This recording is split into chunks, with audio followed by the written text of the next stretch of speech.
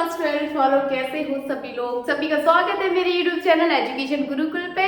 तो देखिए केमिस्ट्री में आज न्यू चैप्टर जो थ्योरेटिकल है, एकदम इसमें कोई भी रिएक्शन नहीं होने वाली, घबराने की कोई बात नहीं। इसमें एकदम थ्योरी है जो मैं आपको नंबर वाइज नंबर टॉपिक से समझाती जाऊंगी, जो आपके एकदम माइंड में सेव हो जाएगी।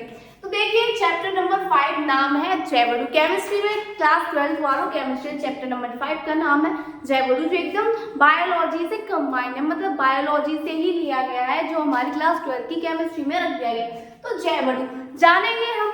सबसे पहले चैप्टर के नेम के बारे में जानना पड़ता है। जैसा कि मैं पिछले चैप्टर को पढ़ा चुकी हूँ, तो उसमें भी मैंने पहले चैप्टर के नाम की थ्योरी लिखाई कराई है, फिर मैंने आपको आगे के टॉपिक्स बताए। तो इसमें भी सेम यही करेंगे। चैप्टर नंबर 5 है जैवडू। जैवडू होता क्या है, जैवडू समझेंगे। चलो जैवडू की मैं डेफिनेशन बोलती हूँ, मौके की बोलती हूँ पहले।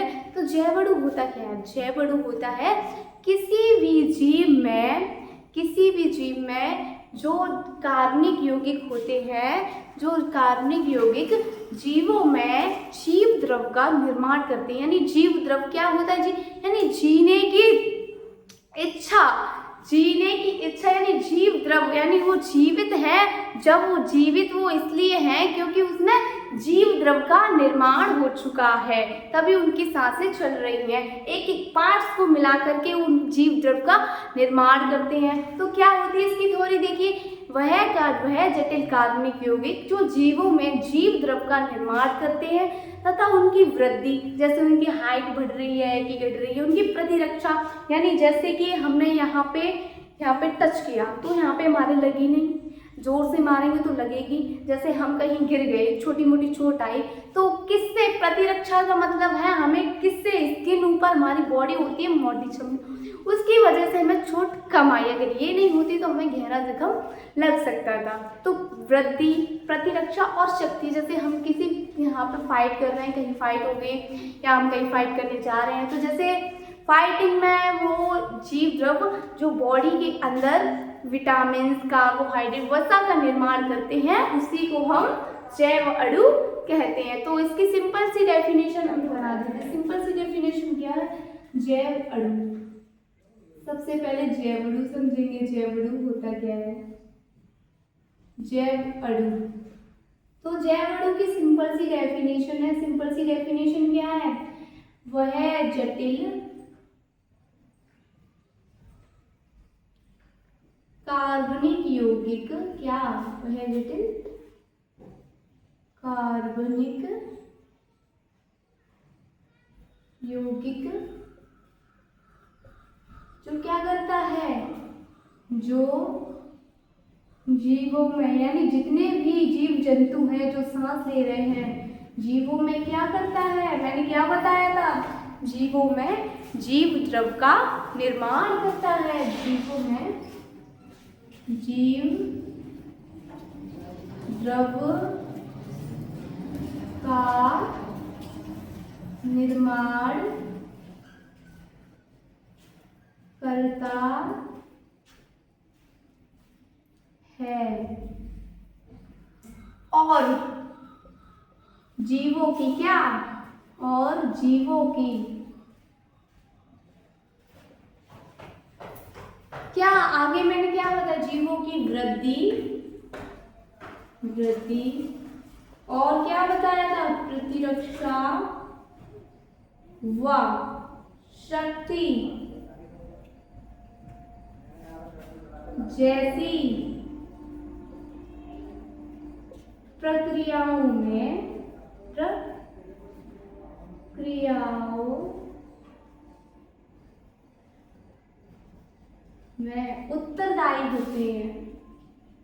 उत्तरदायी होते हैं। उनको क्या कहते हैं, उनको हम जैवडू कहते हैं। सिंपल सी डेफिनेशन है। डेफिनेशन क्या होता है, उनको हम जैवडू कहते हैं। उदाहरण में लिख लीजिए, उदाहरण में विटामिन, ठीक है, वसा, कार्बोहाइड्रेट,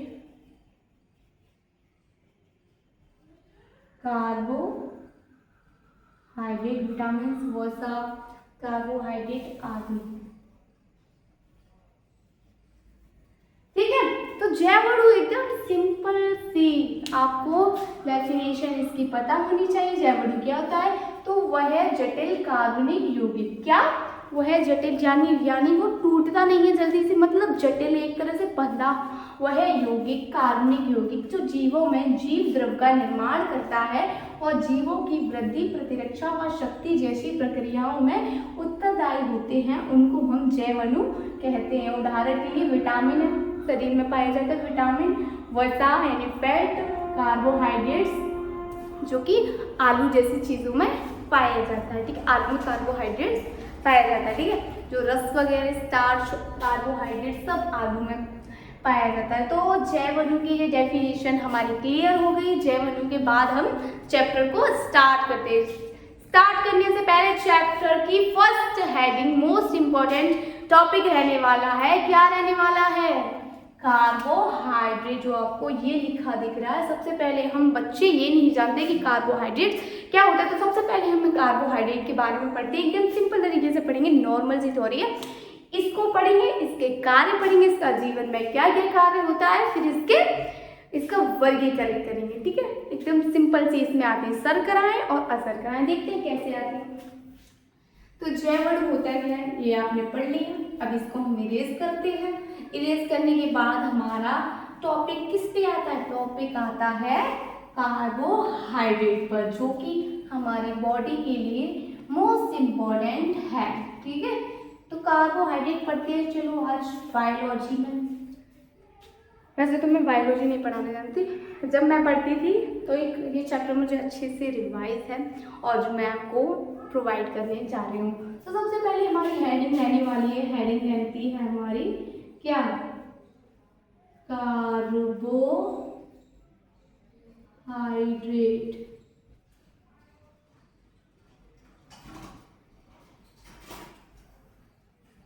ठीक है, ये हेडिंग हमारी रहने वाली है कार्बोहाइड्रेट।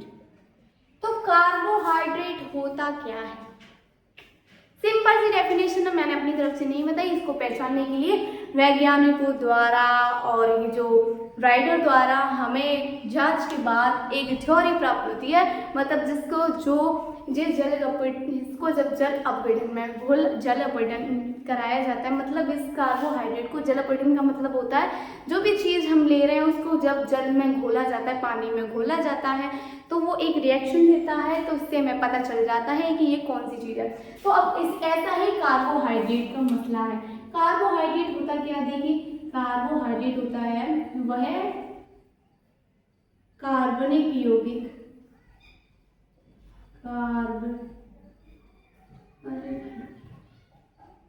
वह कार्बनिक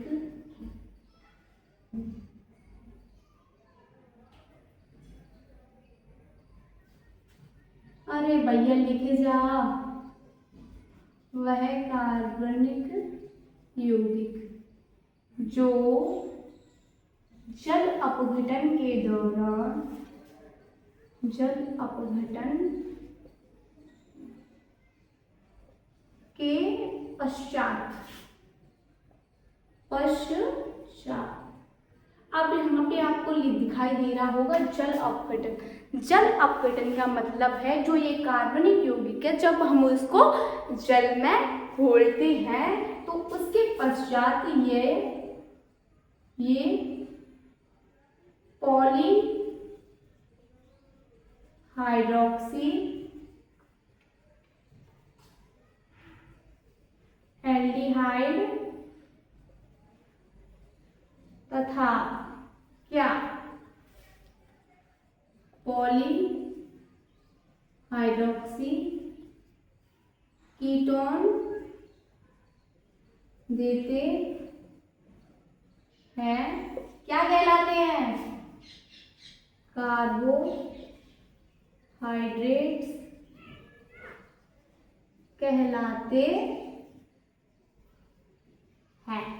एकदम की थ्योरी होगी, आपको पता चल गया कि यह कार्बनिक यौगिक है एक, उसको हम जब जल में घोल रहे हैं तो यह में पॉलीहाइड्रोक्सी एल्डिहाइड एक नाम है जो हमें प्राप्त होता है, और दूसरा नाम है पॉलीहाइड्रोक्सी कीटोन की टाइप की कोई संरचना या कोई लिक्विड प्राप्त होता है तो उसको ही हम कार्बोहाइड्रेट कहते हैं। इसमें ज़्यादा दिमाग लगाने की जरूरत नहीं है। पॉलीहाइड्रोक्सी एल्डिहाइड और पॉलीहाइड्रोक्सी कीटोन याद रखो, और जब ये कार्बनिक पदार्थ को जल में घोल लो, बस बात खत्म। अब इसकी थोड़ी आगे और है, अधिकांश यानी अधिक जितने भी कार्बोहाइड्रेट्स पाए जाते हैं पृथ्वी पर, ठीक है, उनमें से अधिक से ज्यादा अधिकांश कार्बोहाइड्रेट्स किससे प्रदर्शित किए जाते हैं? CH2O Y से प्रदर्शित होते हैं। इसलिए इन्हें क्या कहते हैं, क्या कहते हैं, देखिए, इसलिए इन्हें कार्बन के क्या कहते हैं? हाइड्रेट भी कहते हैं। समझ में आया? समझ में आ गया क्या हो गया? जब अधिकांश कार्बोहाइड्रेट यानी अधिक से ज्यादा, मतलब जितने भी पृथ्वी पर कार्बोहाइड्रेट्स पाए जाते हैं उनमें से जो जितने भी कार्बोहाइड्रेट्स हैं हमारे पास, उनमें से ज़्यादा कार्बोहाइड्रेट एक सूत्र है हमारे पास CH2 कोष्टक के बाद Y से प्रदर्शित किए जाते हैं, मतलब ऐसे लिखे जाते हैं, तो इसलिए इन्हें कार्बन के हाइड्रेट्स कहते हैं। एकदम सिंपल सी थ्योरी है, इसको रिवाइज कर लेना। अगर ना समझ में आए तो आप वीडियो दोबारा से प्ले करके देख सकते हैं, ठीक है। तो देखिए ये क्लियर हो गया। अब हम इसके जैविक कार्य करते हैं जो हमारे जीवन में अधिक लाभदायक है, ठीक है। कार्बोहाइड्रेट्स के जैविक कार्य, जैविक कार्य मतलब जीवों के जीवन में कार्य।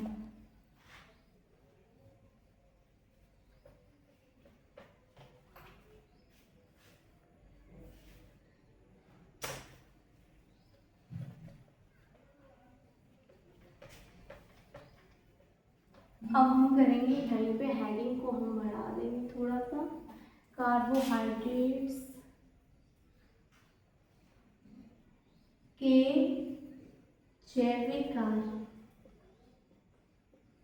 जैविक कार्य। देखिए, ठीक है, ये हमने यहाँ पे एक छोटा सा जैविक कार्य बना दिया है। अब जैविक कार्य 2 3 4 है जो भी हमारे जो डेली यूज हम लोग डेली यूज में करते हैं और हमारी बॉडी में ये डेली में होते हैं। कार्बोहाइड्रेट्स के जो जैविक कार्य है जो डेली में हमारी बॉडी के अंदर होते हैं। तो देखिए जैविक कार्य होता क्या है। फर्स्ट नंबर पे ये शरीर को, ये जितने भी जीवों का शरीर है जो सांस ले रहे हैं उनमें ये शरीर को ऊर्जा, शक्ति मतलब ऊर्जा तथा ऊष्मा, हीट प्रदान करते हैं।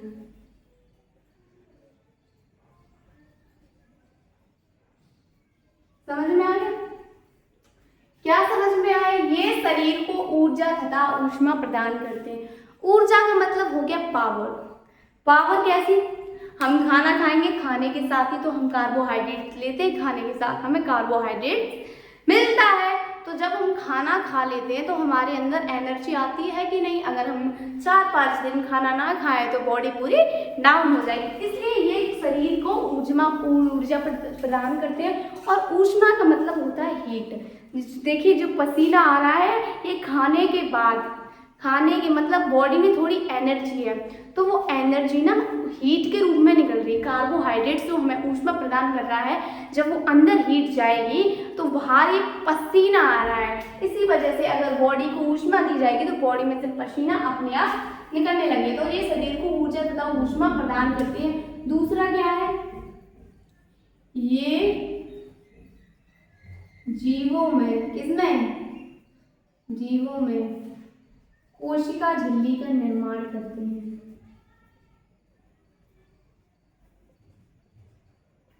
अरे कोशिका, अरे झिल्ली का निर्माण करते हैं। जो किसकी बनी होती है कोशिका झिल्ली, जो सेलुलोज, सेलुलोज की बनी होती है। चलो, जीवों में कोशिका झिल्ली के जो हमारे अंदर कोशिका है उनके ऊपर जो झिल्ली है, जो कोशिका झिल्ली का निर्माण का मतलब हमारे अंदर जो कोशिका है, जितनी हमारे जीवों में जितने भी जीव जंतु हैं, जानवर, पक्षी, मनुष्य, उनमें कोशिका झिल्ली का निर्माण कर, जो कोशिका पाई जाती है उनमें झिल्ली का निर्माण करती है, जो किसकी बनी होती है, जो कि सेलुलोज की बनी होती है। इतना समझ में आया? इतना समझ में आ गया सभी को? कमेंट करके बताओ किस किस को ये समझ में आया।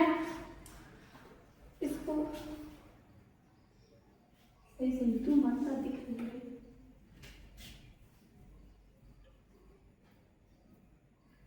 सेलुलोज अब सही है, ठीक है। अब तीसरा और लास्ट पॉइंट देखिए, क्या होता है, क्या है, ये पौधों में कंकाल का कार्य करते हैं। ये पौधों में, अब बोलेंगे कि कैसा कंकाल का कार्य,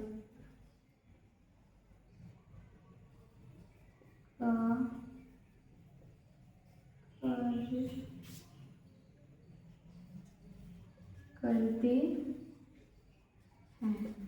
सिंपल, ये शरीर को ऊर्जा तथा ऊष्मा प्रदान करते हैं। ये जीवों में कोशिका झिल्ली का निर्माण करते हैं, जो कि सेलुलोज की बनी होती है। ये पौधों में कंकाल का कार्य करते हैं। जब पौधे टूट जाते हैं, जब वो सूखते हैं, तो जो सूखने की प्रक्रिया होती है वो कार्बोहाइड्रेट्स के द्वारा होती है। मतलब जो हड्डी, जैसे हम लोगों का कंकाल होता है, वैसे पौधों का कंकाल होता है। उनकी सूखी हुई लकड़ियां, सूखी हुई पत्तियां कैसे सूखती है? पत्तियां कार्बोहाइड्रेट्स की कमी के द्वारा सूखती हैं, ठीक है। कार्बोहाइड्रेट्स की मदद से वो कंकाल बनता है। पूरा समझ में आ गया? अब कार्बोहाइड्रेट्स का वर्गीकरण कराएं। भौतिक गुणों के आधार पर वर्गीकरण देख लो, एकदम सिंपल सा है। चलो, कार्बोहाइड्रेट्स का वर्गीकरण करा देते हैं। आशा करती हूँ ये सब आपको समझ में आ रहा होगा, ठीक है। अगर ना समझ में आए तो प्लीज इस वीडियो को रिप्ले करके देख लीजिए।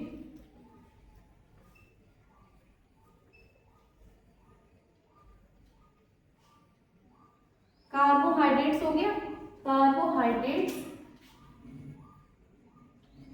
का वर्गीकरण,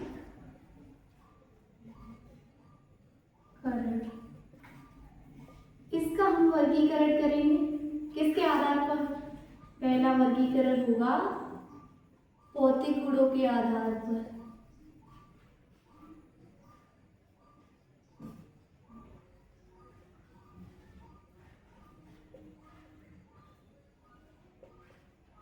भौतिक गुणों के आधार पर वर्गीकरण हो रहा है हमारा। चलो इसको ही देखते हैं। पहला होगा भौतिक गुणों के आधार पर, क्या हुआ? शर्कराएं। क्या है? पहले शर्कराएं।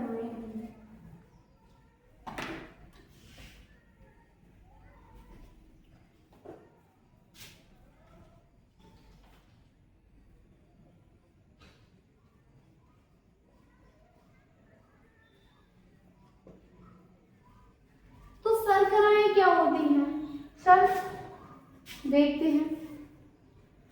शर्कराएं होती हैं, ये स्वाद, यह है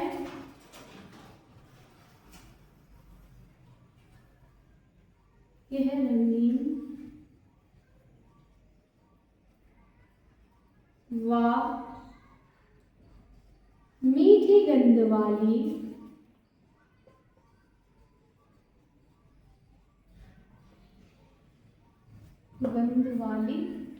अरे नीचे क्यों जा रहे हो भाई, सीधे लिखो, कैसे जाती है मीठी। यह है रंगीन मीठी गंध वाली, ठीक है, तथा जल में विलय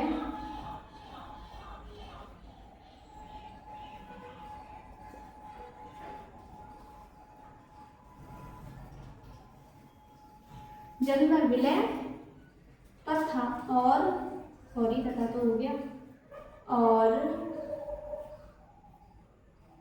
तीक्ष्ण का मतलब होता है कम गलनांक, यानी यह मतलब इनको हीट ज्यादा नहीं पसंद, एक कम गलनांक वाली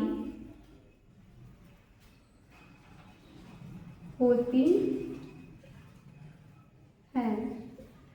उदाहरण में ले लीजिए, चलो मैं भी समझाती हूँ, पहले उदाहरण लेती हूँ। ग्लूकोज, लैक्टोज,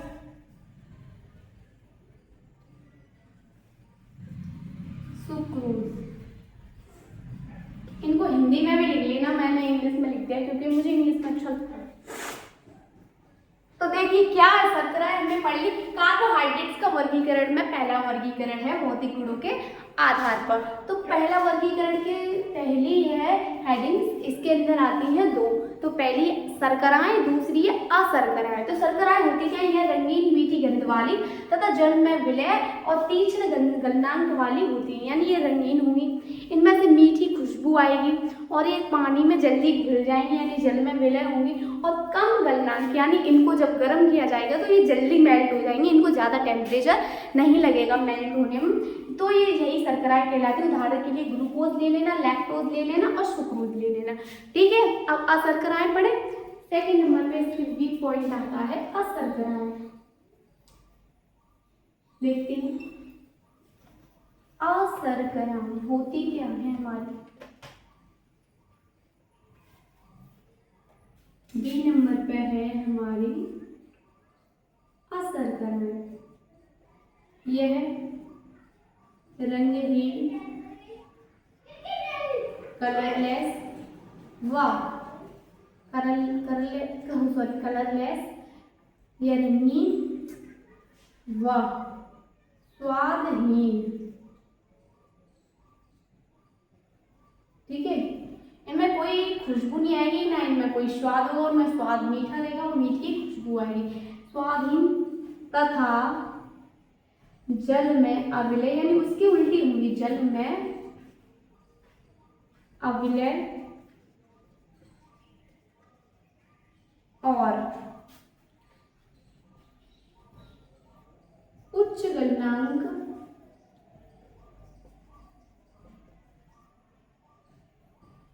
वाली अक्रिस्टलीन, यानी इनका अभी बताती हूँ मैं सभी को, अक्रिस्टलीय होती। अब देख लीजिए इनको,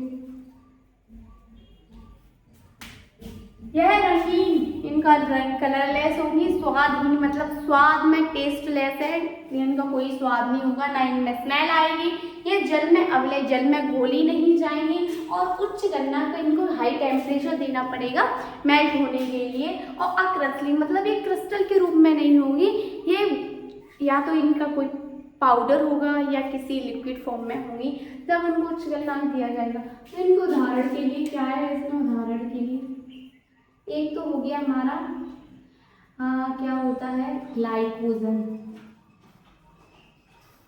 ठीक है, और क्या क्या है हमारे पास, क्या है, और ग्लाइकोजन स्टार्च हो गया जो कि आलू में पाया जाता है, और हो गया सेल्यूलोज। ठीक है, समझ में आ गया? तो इतना सब कुछ मैंने पढ़ा दिया। क्या पढ़ा दिया? पहले जैव अणु पढ़ा हमने, जैव अणु के बाद आई हमारी बारी कार्बोहाइड्रेट्स की। कार्बोहाइड्रेट समझ लिया हमने। कार्बोहाइड्रेट्स के बाद हमारी बारी आई कार्बोहाइड्रेट्स के जैविक कार्य, जो हमारे जीवन में क्या कार्य है। फिर कार्बोहाइड्रेट्स के वर्गीकरण, पहला वर्गीकरण भौतिक गुणों के आधार पर हमने पढ़ लिया है, कल पढ़ेंगे रासायनिक गुणों के आधार पर। तो आपको क्लास कैसी लगी कमेंट में जरूर बताएं, और अगली क्लास के लिए कमेंट जरूर कर दें, और आपको ये क्लास कैसी लगी उसको भी कमेंट करके बता दें। और मिलते हैं आपसे अगली क्लास में, तब तक के लिए मेरे चैनल को सब्सक्राइब कर देना, वीडियो को लाइक कर देना, और आप अपने दोस्तों के साथ इसको शेयर कर देना। तब तक के मिलते हैं आपसे अगली क्लास में। Bye bye.